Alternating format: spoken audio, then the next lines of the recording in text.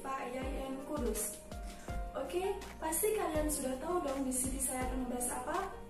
Sesuai dengan judulnya, saya akan membahas binatang yang hidup di dua tempat, yaitu air dan darat. Selain itu, binatang ini kalau berjalan melompat-lompat. Apakah itu? Ya, binatang itu disebut dengan katak. Kalian pasti sudah tidak asing dong dengan binatang yang satu ini. Katak adalah kelompok hewan amfibi pemakan serangga yang hidup di dua alam, di mana amfibi umumnya didefinisikan sebagai hewan bertulang belakang yang hidup di dua alam. Amfibi merupakan satu-satunya vertebrata yang mengalami metamorfosis lengkap. Katak ini merupakan binatang amfibi pemakan serangga yang hidup di air tawar atau di daratan, berkulit licin, berwarna hijau atau merah kecoklat-coklatan, kaki belakang lebih panjang, pandai melompat dan berenang. Selain itu, katak juga berlendir, memiliki kaki yang panjang, kuat, serta berselaput. Klasifikasi katak. Katak atau Anaura mempunyai klasifikasi dengan taksonomi Kerajaan Animalia, filum Chordata, kelas Amphibia, ordo Anura. Metamorfosis katak. Bagi katak, musim kawin biasanya terjadi pada musim semi bagi daerah yang tidak memiliki cuaca ekstrim seperti hujan dan salju, dan musim hujan bagi daerah yang memiliki hujan tropis. Ketika katak jantan siap berkembang biak, mereka menggunakan panggilan serat yang sangat nyaring untuk menarik perhatian pasangan. Tahap pertama, metamorfosis katak adalah bertelur. Katak betina bisa bertelur hingga 4.000 telur sekaligus. Proses ini biasanya dilakukan di perairan yang tenang, di mana telur-telurnya bisa berkembang dengan aman. Telur katak sangat basah dan lembut, sehingga mereka harus segera diletakkan di perairan atau tempat yang sangat basah. Bagi banyak spesies katak, memang umum jika mereka meninggalkan telur-telurnya berkembang sendiri.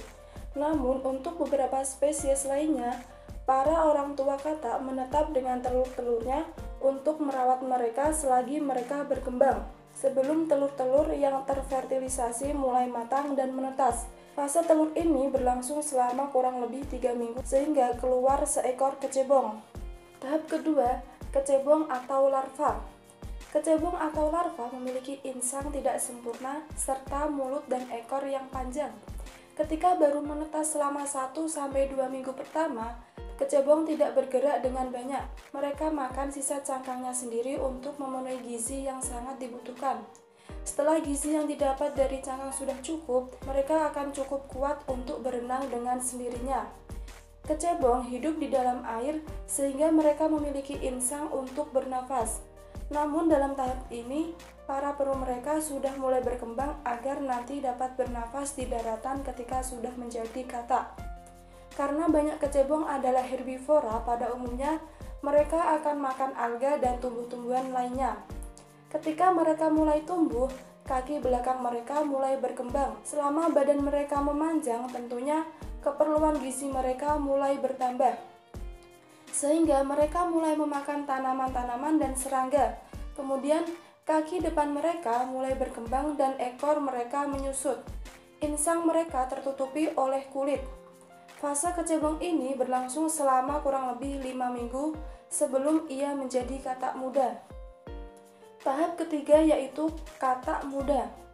Karena semua nutrisi disimpan dalam ekor katak sebagai makanan, katak muda tidak perlu makan apapun sampai ekornya benar-benar hilang. Di tahap ini, katak muda melompat ke darat untuk pertama kalinya. Fase ini hanya berlangsung 3 minggu sebelum ia menjadi katak dewasa. Tahap keempat, katak dewasa. Pada usia kurang lebih 12 minggu, insang katak akan sepenuhnya terserap oleh tubuh. Mereka juga akan memakan serangga yang ditemukannya di daratan. Tidak lagi makan tumbuh-tumbuhan di air. Setelah tahap ini, ia akan mengulang siklus hidupnya dari pembiakan. Tahukah kalian, cara kerja sistem pernafasan katak berbeda dengan burung dan mamalia? Dan katak tidak banyak membutuhkan banyak oksigen untuk bernafas. Pernafasan menggunakan insang. Berudu menggunakan insang untuk mengambil O2 yang terlarut dalam air. Selaput rongga mulut dapat berfungsi sebagai alat pernafasan karena tipis dan banyak terdapat kapiler yang bermuara di tempat itu. Pada saat terjadi gerakan rongga mulut dan faring, lubang hidung terbuka dan glotis tertutup, sehingga udara berada di rongga mulut dan berdifusi masuk melalui selaput rongga mulut yang tipis. Pernafasan menggunakan paru-paru.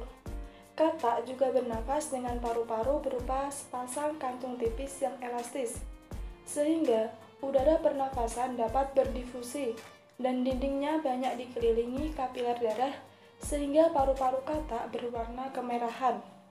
Paru-paru dengan rongga mulut dihubungkan dengan bronkus yang pendek. Setelah itu, kone menutup otot mandibularis dan otot geniohyoideus berkontraksi, sehingga rongga mulut mengecil. Mengecilnya rongga mulut mendorong oksigen masuk ke paru-paru. Lewat celah-celah dalam paru-paru terjadi pertukaran gas.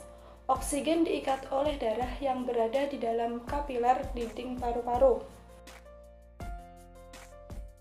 Pernafasan menggunakan kulit. Pernafasan dengan kulit dilakukan secara difusi, karena kulit katak tipis, selalu lembab, dan mengandung banyak kapiler darah. Pernafasan dengan kulit berlangsung secara efektif, baik di air maupun di darat. Oksigen yang masuk dalam kulit akan diangkut melalui vena kulit paru-paru atau vena pulmocutaneae menuju ke jantung untuk diedarkan ke seluruh tubuh. Sebaliknya, karbon dioksida dari jaringan akan dibawa ke jantung, dari jantung dipompa ke kulit, dan paru-paru melalui arteri kulit paru-paru atau arteri pulmocutaneae. Dengan demikian, pertukaran oksigen dengan karbon dioksida terjadi di kulit. Jadi, katak bernafas secara terpisah menggunakan paru-paru, kulit, dan insang, sehingga ia dapat hidup di dua alam, yaitu di air dan di darat.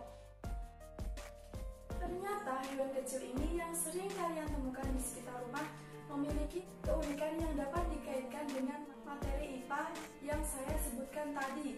Cukup sekian video kali ini, semoga bermanfaat dan sampai jumpa di next video. Dadah!